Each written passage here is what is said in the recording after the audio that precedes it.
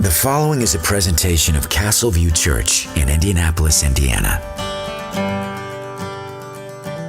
Our sermon text starts in Mark chapter 10, verse 32, so you can turn there if you have a Bible with you, or you can listen along. We're going to be in Mark chapter 10, verses 32 to 45. And we're going to continue our study in the gospel according to Mark. That's where we've been the past few months.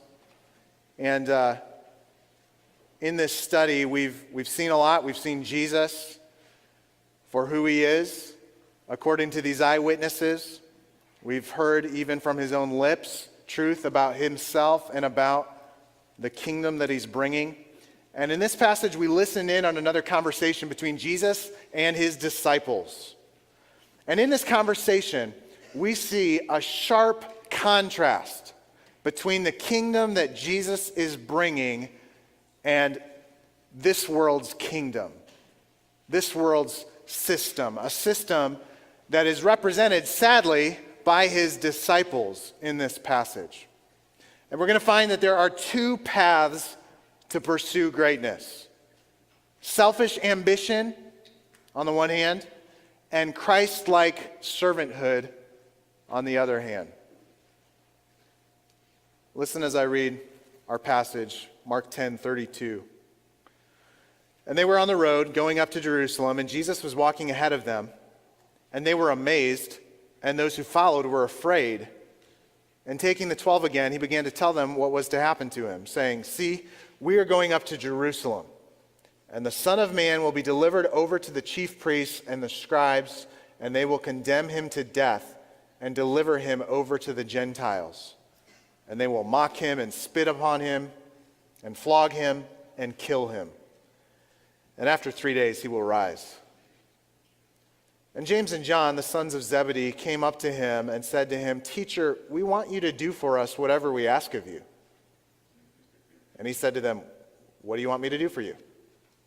And they said to him, "Grant us to sit, one at your right hand and one at your left, in your glory."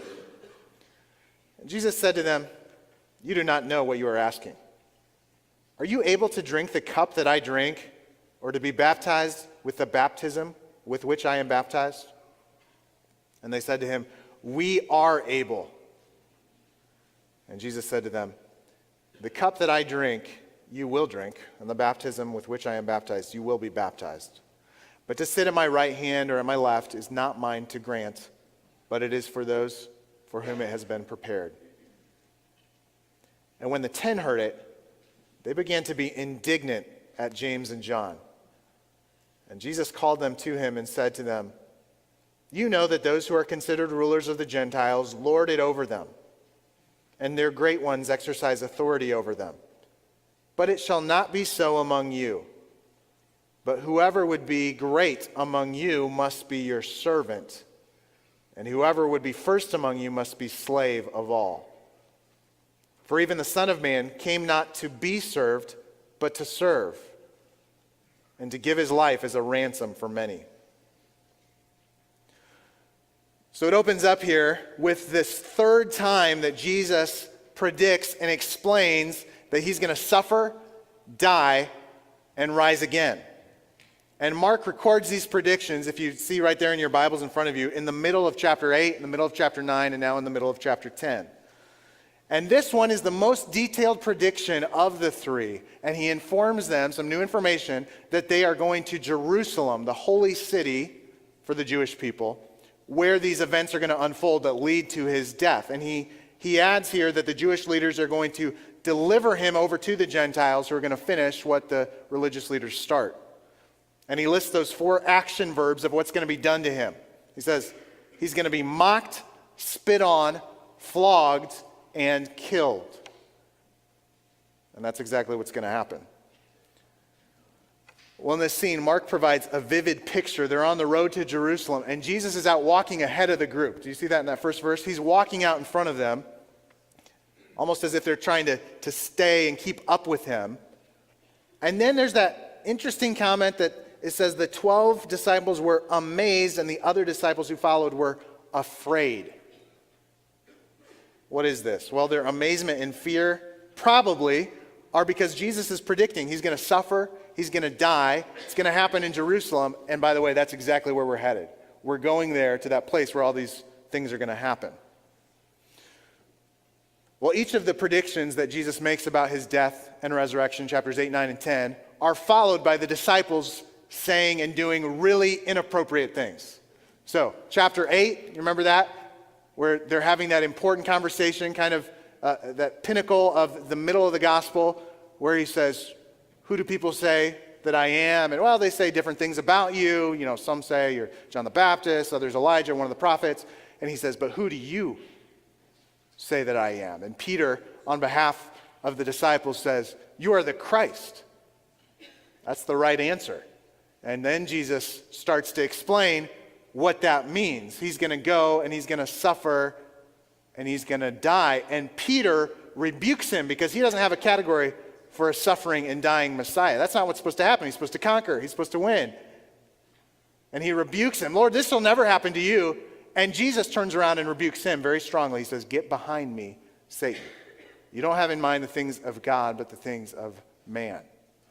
Well, then in chapter 9, Jesus' prediction is followed by the disciples arguing about who is the greatest. They're arguing amongst themselves. Remember that? And Jesus comes up and says, what were you arguing about on the road?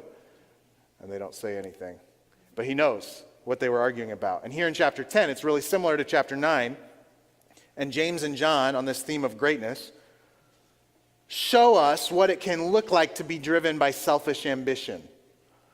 And we see here the goal of selfish ambition is personal glory. They come to Jesus respectfully with a pretty ask ask. They say, teacher, we want you to do for us whatever we ask of you. They're asking for a blank check, right? We want our one wish. Can you agree to that up front? Will you do me a favor? You ever get asked that question? If you're wise, you always follow it up with, what's your favor? What do you want? Jesus says, what do you want me to do for you? What do you want me to do for you? How would you answer that question? You've got one request of Jesus, and it's good to examine the things that you would request, or maybe even that you do request of God in prayer, because our desires are revealing. You can learn a lot about a person, you can learn a lot about yourself by what you desire, what you want. What do we learn? Well, our desires show us what we love. All right, you learn what you love by what you want. Your desires may also show you how you view yourself. Maybe even what you think you deserve.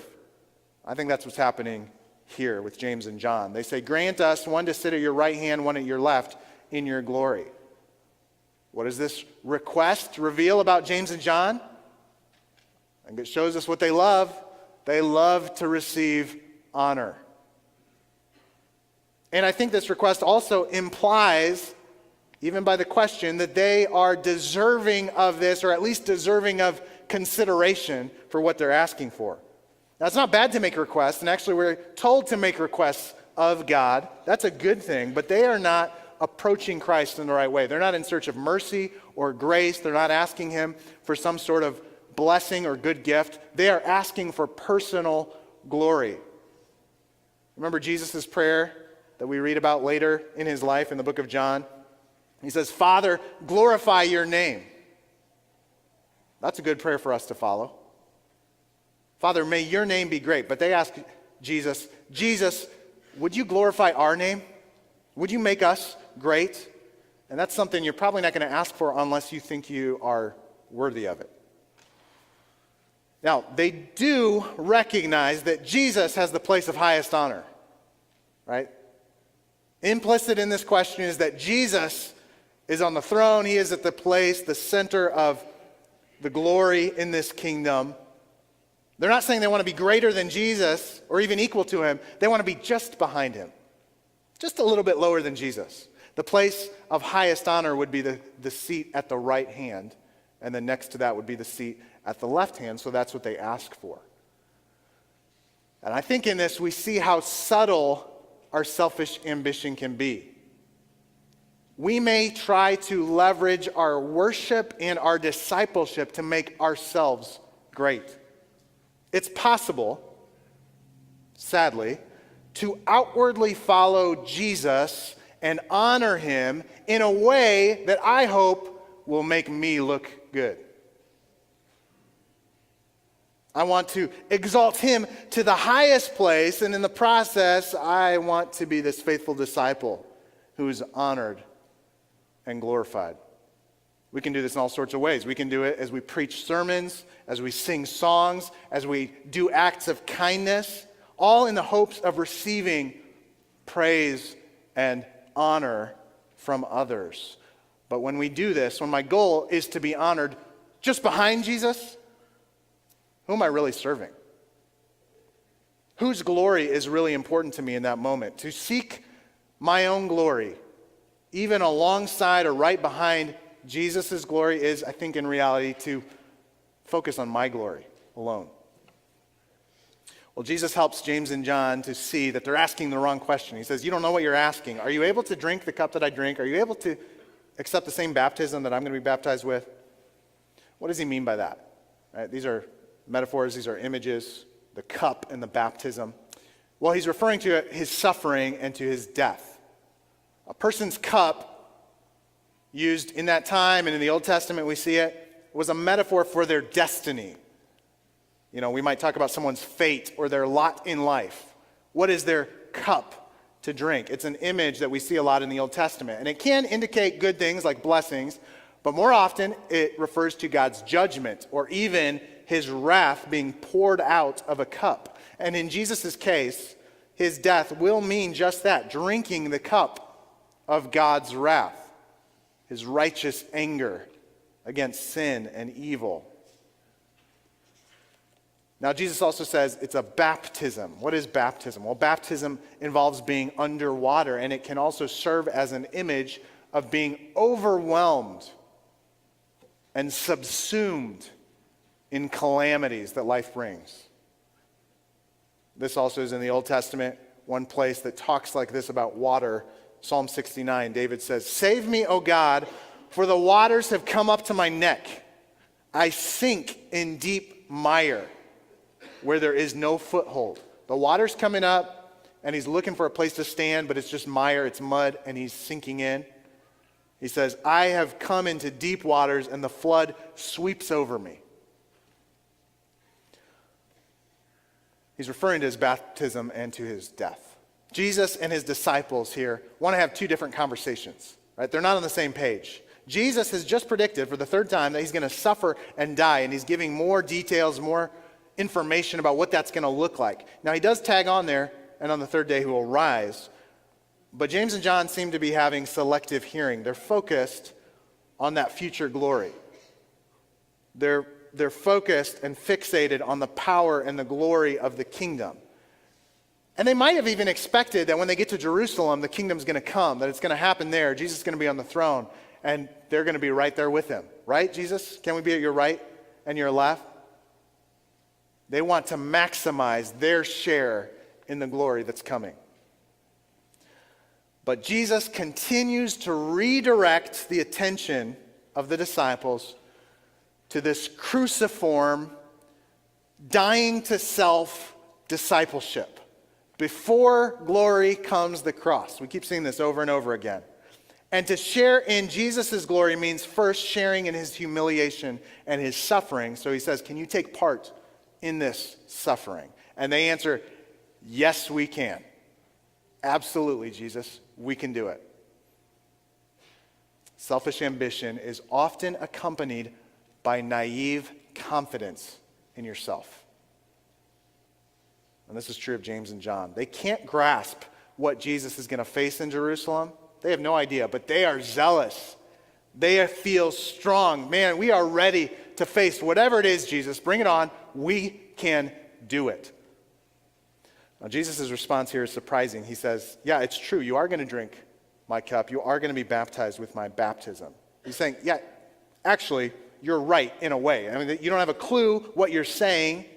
And of course, they can't take part in atoning for the sins of the world, but they will be called to hardship as they follow Jesus. So Jesus uniquely and alone dies as a ransom on the cross, and yet every believer, every disciple is called to take up his own cross. Now, Jesus quickly clarifies that this suffering that they are going to have doesn't mean that James and John are going to sit at his right and left hand. In fact, he says those places of honor, amazingly, are not his to grant. He submits himself, again, to God the Father's predetermined plan. He submits that as the second member of the Trinity to God's, the Father's predetermined plan, in this case, for who's going to be honored. Now, naturally, we might wonder, wait, he didn't say there's no one's going to be honored like that, so does that mean there is going to be a person at his right and another person at his left? And if so, who is it? Don't you want to know? Who is it? Who's going to be at his right and his left? Well, Jesus doesn't indulge our curiosity. And it's probably for our good, since we don't want to join James and John in fixating on the glory of other humans, right? When the rest of the disciples, verse 41, hear what James and John are asking about, they get mad. When the 10 heard it, they began to be indignant at James and John. That's understandable, to be turned off by pride, people seeking their own glory. But they're not just turned off, they are indignant. Who do James and John think that they are? Asking Jesus for that. Why are they so mad? Probably because they're not that different themselves. Right? Vanity in other people is most infuriating to those of us who are vain ourselves. Right? Pride in others is especially infuriating for those of us who are proud. Now, we know somewhat how the disciples feel. You can imagine yourself, maybe you're looking for some kind of a work promotion or recognition, and you're working hard to do what you need to do, and you got your head down and you're focused on that, and you're gonna earn that. And then somebody else you overhear around the corner from your cubicle in the boss's office, and they are asking for the very thing that you've been seeking. And you kind of stand up and, are they seriously asking for that? I can't believe them. Why? Well, because you want it for yourself. You don't want them to get it. You think you deserve it, and they might have just beat you to the punch. And you can't believe they're doing that. And maybe they do get it, the thing that you want so bad. And that's a good test for us, right? How do I respond? It's a good test for my selfish ambition. How do I respond when someone else gets an honor or recognition or a position that I wanted? Am I able to rejoice with those who rejoice, or am I filled with envy? Do I feel like they got what I deserved? Envy follows close at hand with selfish ambition. Now, Jesus takes this opportunity, James and John's question, the 10 disciples getting really angry. He takes this opportunity to gather everybody together, right? Verse 42, he called them to him. Everybody huddle up. We got to talk, all right? Let's talk. And he gathers them together and he teaches them, and we see the mode of selfish ambition is rising above others. Its goal is personal glory. Its mode, its MO is rising above others. Verse 42. You know that those who are considered rulers of the Gentiles lord it over them, and their great ones exercise authority over them. Why does Jesus turn from James and John's question about seating in the kingdom to this teaching about authority? I think this turn indicates there's a connection between the two. There's a connection between seeking personal glory and the way that we think about and approach authority. If you long for personal glory and positions of greatness, you're going to be prone to look down on those who are beneath you, who are under you. You're going to view them and treat them as inferiors. This is how the world uses authority. This is the way the world thinks about authority. Being in charge is an opportunity for me to assert my superiority over other people. Jesus says this is exactly what worldly leaders do. They live out the world's values, so this is what we would expect from them. They misuse their authority by rising up and pushing others down. We expect this from them, and they rarely disappoint. This is what worldly leaders do. They lord it over people who are under their rule. He says they exercise authority. They enforce their authority. And these two terms that are parallel here describe rulers who dominate people. 1 Peter chapter 5, verse 3 uses one of these same words, translated as they are domineering. The problem is not that these rulers have authority, but it's that they misuse and abuse the authority that they have. They love to be in charge because it's their chance to rise up and push down their fellow man. And you think back to James and John's request. This enables them to receive honor and glory that they seek. I mean, this is the type of leadership that naturally appeals to us, right? I sometimes hear kids, whether they are mine or others, saying, oh man, I'm looking forward to that day when I get to be in charge. When I get to have this kind of authority. You know, kids are always being told what to do, where to go, what not to do, where not to go. That's just their life. And they, at some point, can start to think, hey, I'd like to be in charge for once.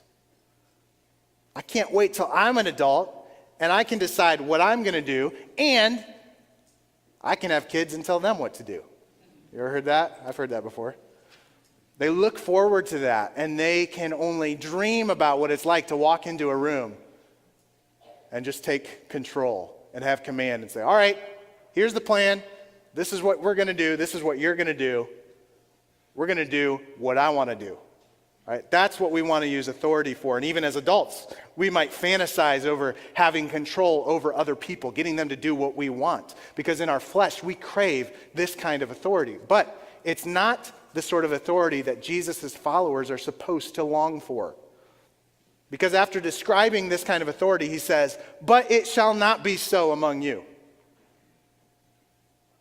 We see that kind of authority. We naturally want that kind of authority. But Jesus says to his disciples, that's not for you. That kind of authority is not for you. And he contrasts the kingdom of this world and its domineering, self-serving authority with his kingdom.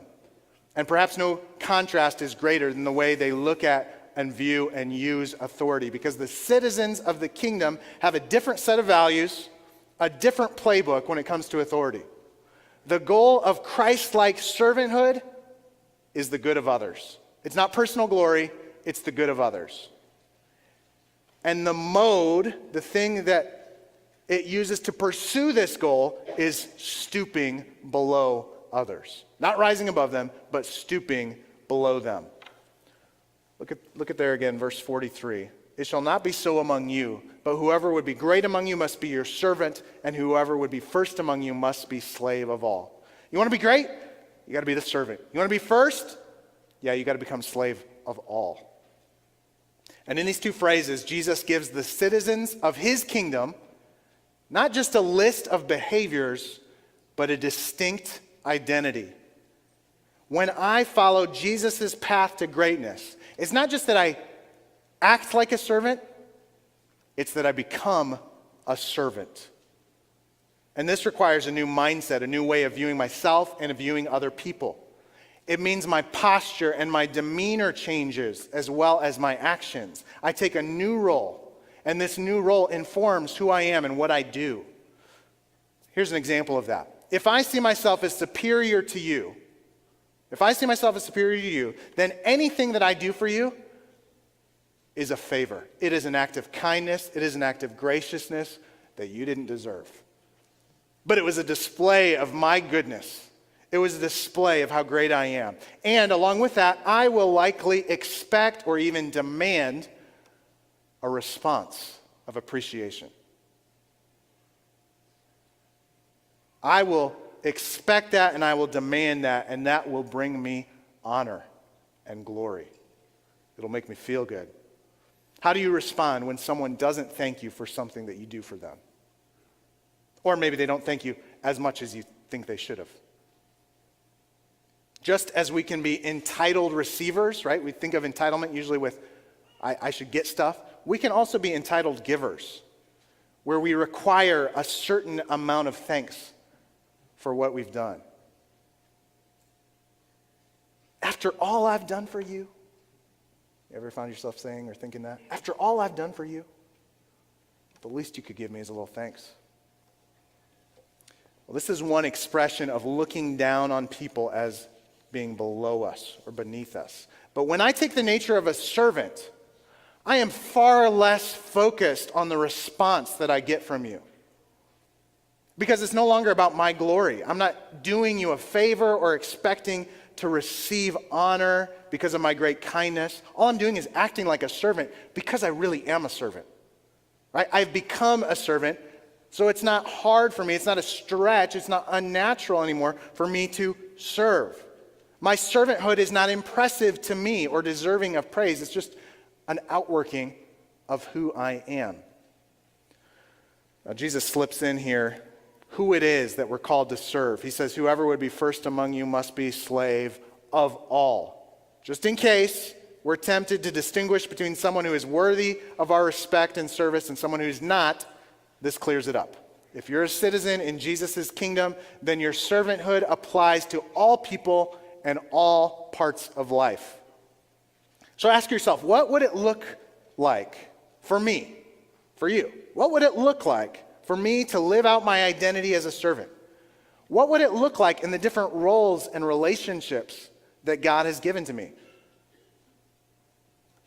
What has God given you? In your role in society or in your workplace, do you have oversight of other people? Are there other people who are under you in some way? Well, if so, don't just think of the ways that they can help you to do your job. Consider what you can do to serve them and help them to prosper in their work. Look for ways to serve not just those who are above you, your supervisors, but those who are under you. For those of you who are husbands, to what end do you use the leadership that God has given you as the head of your home? To serve yourself, serve your hobbies, your priorities, your convenience? Or do you conspire to serve the best interests of your wife? Do you aim what's best for her? When you have to make a decision and there's not something that's clearly the right or more holy decision or even the more wise decision, do you default to wanting to meet her preferences, fulfill what she wants? Or is your default mode to serve yourself?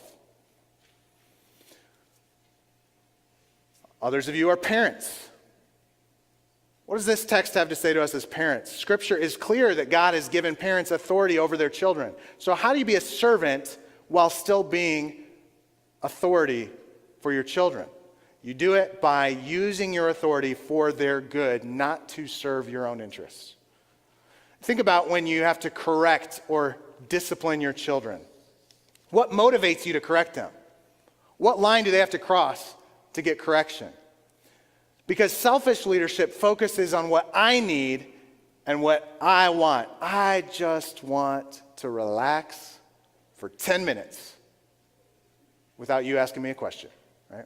Focused on myself. Understandable desire, but what motivates and informs my correction? I correct my child in anger because they did something that I didn't like. As long as they don't bother me, as long as they don't interfere with what I want, then they are safe. I will overlook their sin or their disobedience, but if they mess up my plans, if they get under my skin, then I'll just unleash on them. Right? That is a worldly view of authority as applied to parenting. If their behavior embarrasses me in front of other people, then that's too much. They're going to get it because they're making me look bad. That is self-focused authority. Discipline and correction seen through the lens of servanthood focuses on the good of the child. And this means that your discipline is not based on how much you can handle, right? When have I just had enough? It's not focused on that, but on what is best for your child. So whether a behavior bothers me or not isn't the point anymore, because if I'm focused on my desires, I'm going to be too quick to correct things that I shouldn't correct because it bothers me. And I'm going to be too slow to correct things that don't particularly make me mad, right? But if we're focused on the good of our children, it will change that. It doesn't bother me for my own sake. when my child doesn't set the table, in the sense that I could do a better job, I can do it faster, right? But if that's something that they have been told to do and they're required to do, for their sake, I need to enforce obedience because I'm looking out for their good, not just for my convenience.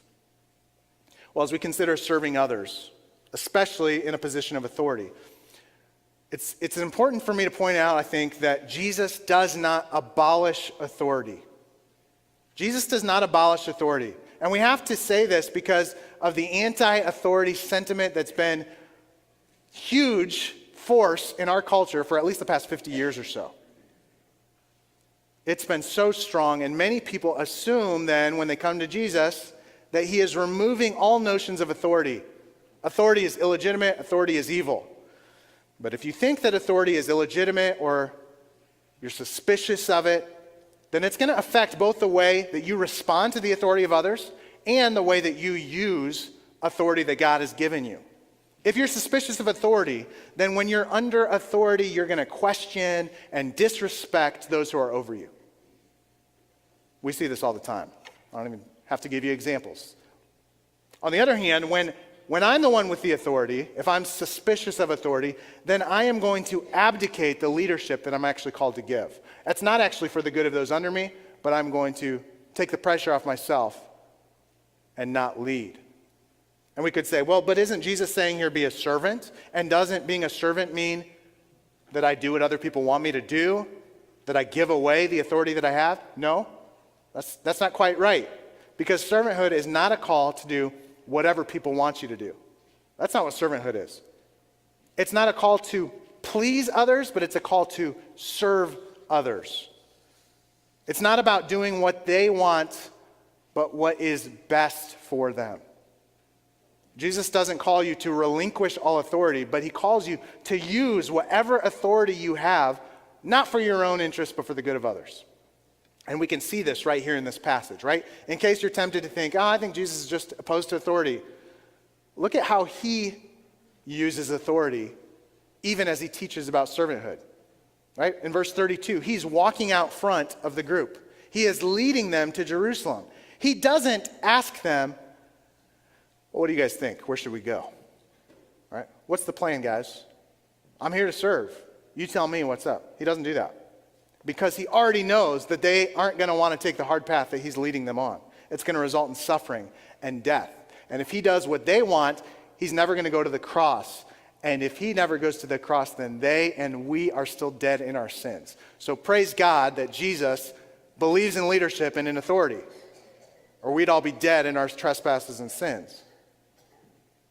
But in the ultimate expression of servant leadership, he serves them by doing the very thing they don't want, which is the exact thing that they need. Look at that last verse. Maybe the most important verse in the Gospel of Mark up to this point. For the Son of Man, for even the Son of Man, came not to be served, but to serve, and to give his life as a ransom for many. He came to serve. He served them in so many ways.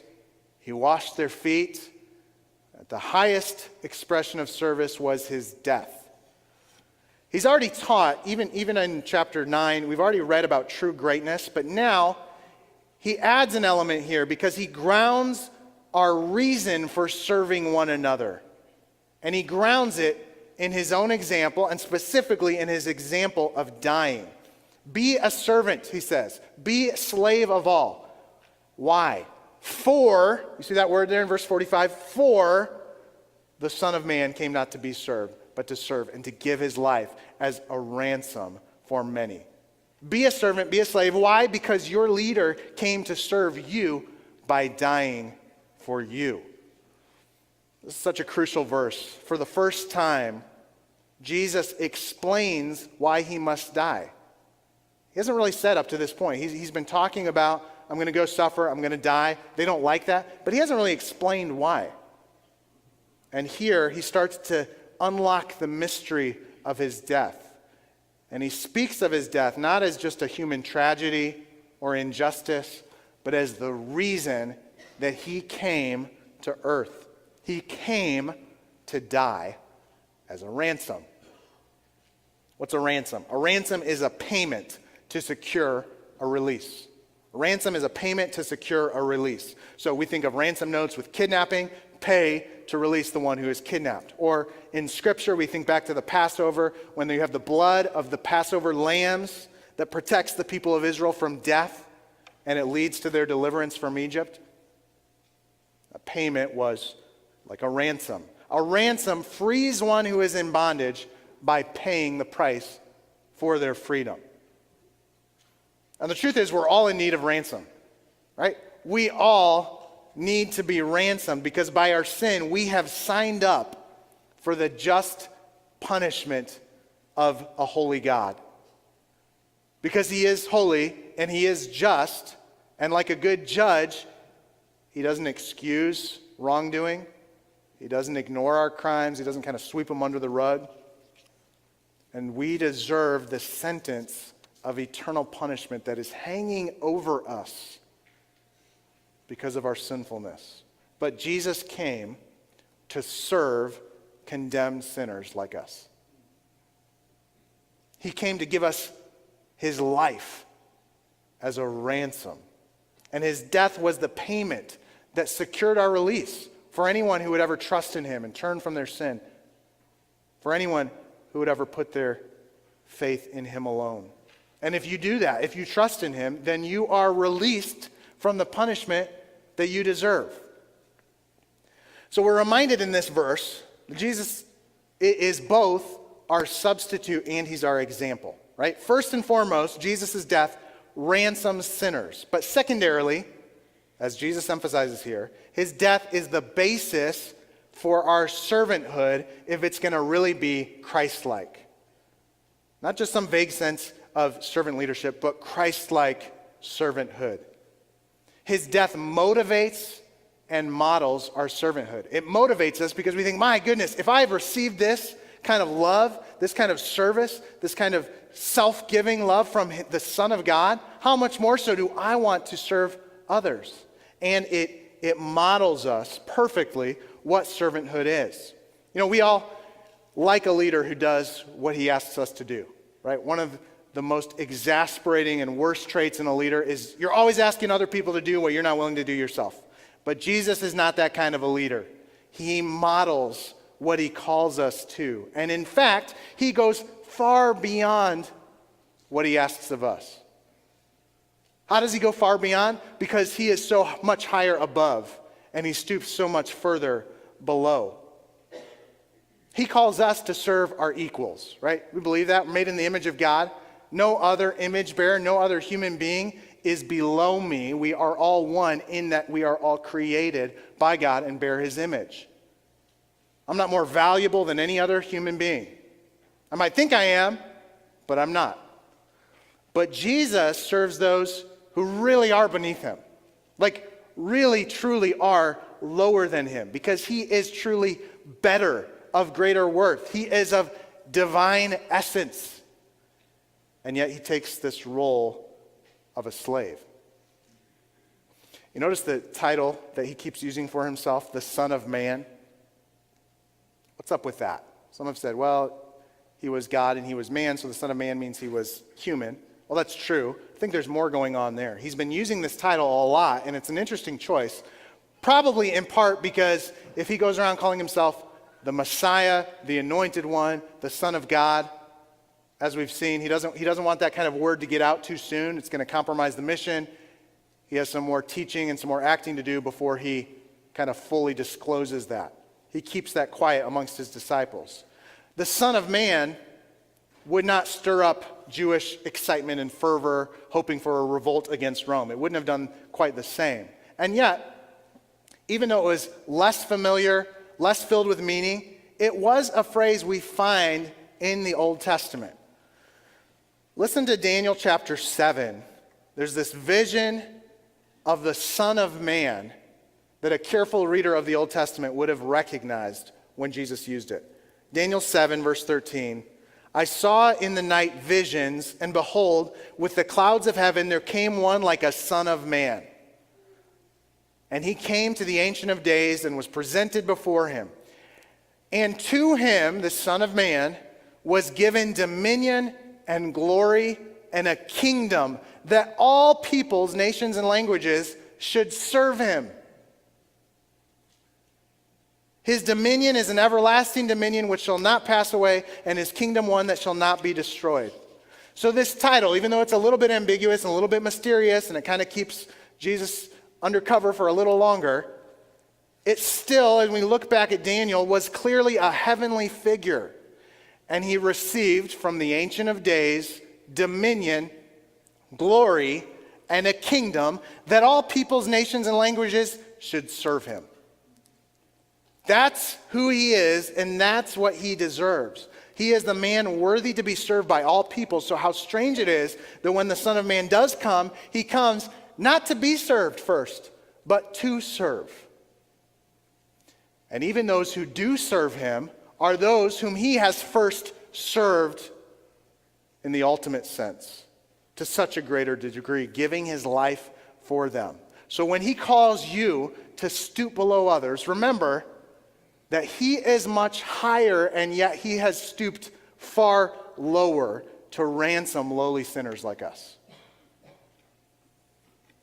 This is what it's all about, right? The cross of Jesus is the ultimate act of self-giving, the ultimate act of servanthood, and it is the center of our faith as Christians. And without it, we have no hope and no salvation. As we close, I want you to think, many people, maybe even some of you, I'm sure some of you, like Jesus' teaching, they like his ethics, they like what he says about love, they like what he says about servanthood, but they don't agree with this message about sin and death and bloody crosses. They just don't really get all that. They don't agree with it. They like a man who's willing to sacrifice for his friends, but they don't really believe that it paid the penalty for sins, or maybe even that sin actually exists. And sometimes they'll say things, whether verbally in conversations or other writers and authors will say, you know, the death of Jesus, it wasn't about sin and payment. It was about love. It was an expression of love for all people. But a verse like this one is so important for us to notice because it connects Jesus' teaching with his atoning death. And it explains why he died. He died to give his life as a ransom for many. And without this reason, without this ransom, his death has really no meaning. It's a more or less meaningless act of love. Listen to what John Stott says in his book, The Cross of Christ. He said, true love is purposive in its self-giving. It does not make random or reckless gestures. If I were to jump off the end of a pier and drown, or dash into a burning building and be burned to death, and your self-sacrifice had no saving purpose, and you might convince me of your folly if you did this, but not of your love. But if I were drowning in a sea or trapped in a burning building, and it was in rescuing me that you lost your life, then I would indeed see love, not folly, in your action. In the same way, the death of Jesus on the cross cannot be seen as a demonstration of love in itself, but only if he gave his life in order to rescue ours. And that's exactly what he did. We who have put our faith in Jesus have been rescued, and it's because of this, because he gave his life as a ransom for us, that we are freed up, we are liberated to follow in his steps, to follow his lead, to embrace our identity as servants, as slaves of all, who look not to our personal glory, but to the good of others, who instead of rising above others and pushing them down, we stoop below others to push them up, to serve their best interests. Let's pray. This has been a presentation of Castleview Church in Indianapolis, Indiana. For more information about our church, please visit castleview.org.